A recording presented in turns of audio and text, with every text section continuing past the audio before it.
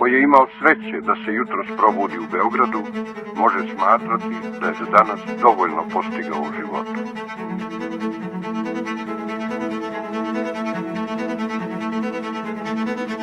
Beograde, dobro jutro.